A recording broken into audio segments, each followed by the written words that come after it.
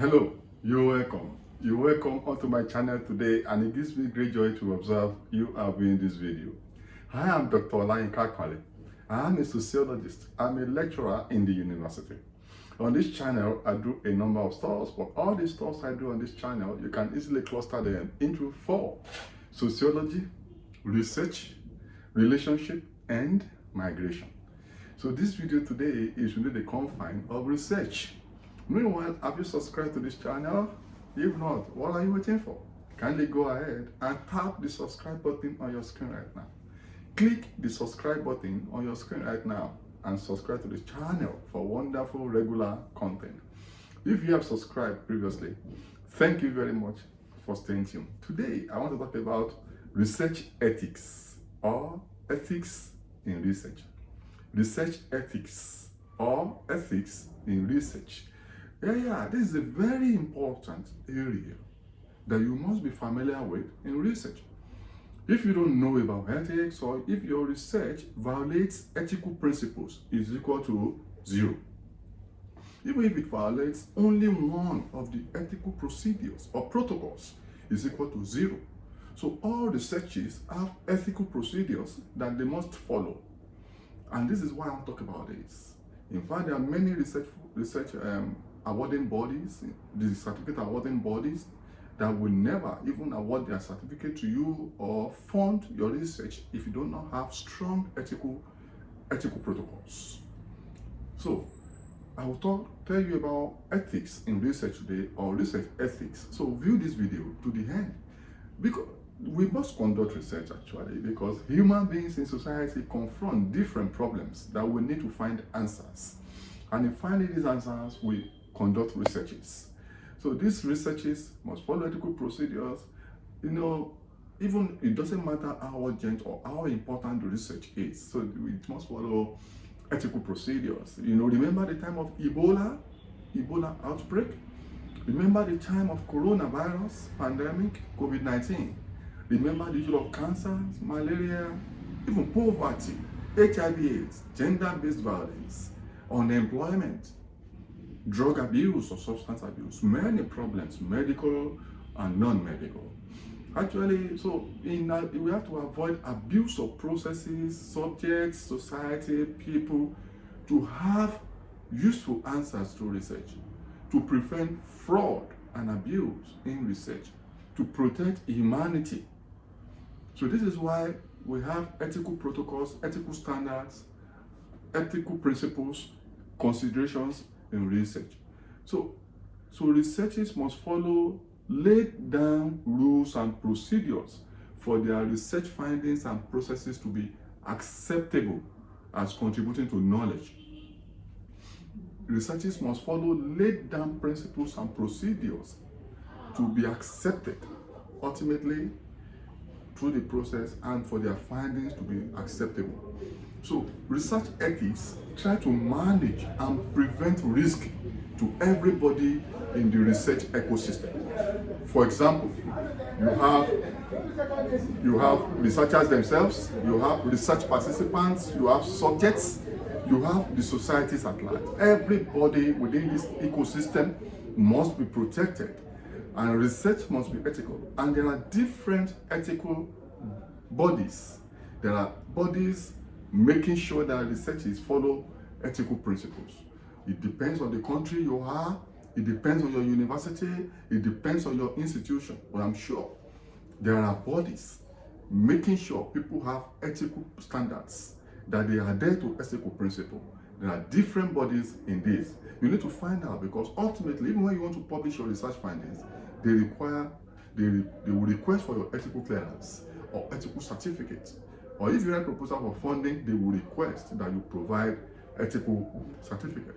So research ethics, broadly speaking, or ethics in research, broadly means moral principles that govern how researches are meant to be executed. They are moral principles. And when I tell you, I'll tell you this ethical consideration, principles, one after the other. Now, so research ethics are considered moral principles that govern how researches must be executed. How researches must be must be carried out, must be conducted. Even how the findings from the researches must be used. And how participants, subjects in the research, must be engaged. Everybody, because research is also dangerous. And high ethical standard, ethical integrity are expected. These ethical integrity, ethical standards are very important, and they are expected to be respected. Otherwise, you have a problem. So research ethics are moral ideals. They are moral ideals. They are standards. Sometimes they are written, sometimes they are not written, and integrity is very key in research. High level of integrity. What findings that researchers produce, they are used for life-saving purposes, even in medical sciences. In fact, research ethics or ethical considerations, ethical standards are very strongly upheld in medical sciences or clinical sciences, but social sciences and humanities are increasingly adopting them. If you're going to conduct any research that will involve communities, that will include human beings, you must have ethical standards. Even animals, sometimes. Even most of the time, animals, once you go to use animals in the laboratory, or you go to take human samples, specimen, or even you go to talk to people, you go to enter communities, you go to work with groups. Once society is involved, you need ethical clearance. And some people say, we don't need it, we are in humanities, we are in art. If you don't deal with people, human beings or living beings, well, it depends on your school. But once you go to work with human beings, living beings, then you need strong ethical clearance. And there are regulations that, depending on the university, the government, the institutions you are working with, or the organization. So there are bodies that regulate this ethical standard. We have ethical approvals that you must gather. Your proposal sometimes have to go through the ethical bodies to review, to be sure that it will not harm human beings. Even I wanted to join a research team recently. I had to write exams. Even with my PhD, as a lecturer of many years, as a scholar, I was meant to write exams. And I was issued certificate to say, yes, this person is able to conduct these researches. And until I'm able to pass the exam, until I'm able to work on this, until I'm able to write the exams, over a period of time, I was not allowed to be part of the team. But once I wrote the exams, I wrote 2, and I was assessed, I passed, I was issued certificates, then I was allowed to join the body and help them to conduct the exams. And this is very important. So the issue of ethics, I just tell you how serious it is. So it doesn't matter, I'm a professor, I'm a lecturer, I'm this and that, so I don't need it. So everybody needs it. Once you conduct research and you're dealing with human beings, there are examination bodies and the rest of it. So, and you're going to be given ethical approval to be able to do this, and it's very key, it's very fantastic. So there are very many global practices actually that you need to adopt. So I'll break these practices down for you now, so you can see these ethical practices that you have to obey. So there are a number of them, and this 1, 2, 3, 4, 5, I will list them for you. I call them global best practices in research, in ethics. So number 1 is the principle of respect. Respect for individuals and subjects. You must be able to respect whoever is within your research process, whether your respondents, your interviewees, your respondents, and even the donors, the society in general. You must respect them. We call them respect for individuals and subjects. Even if you're doing laboratory examination, maybe you're using even animals, you must respect the right of the animals. You can't just handle animals anyhow. In some places, if you violate the right of animals in the research process, your research is simply thrown into the garbage. So respect for individuals is very important. The principle of fairness.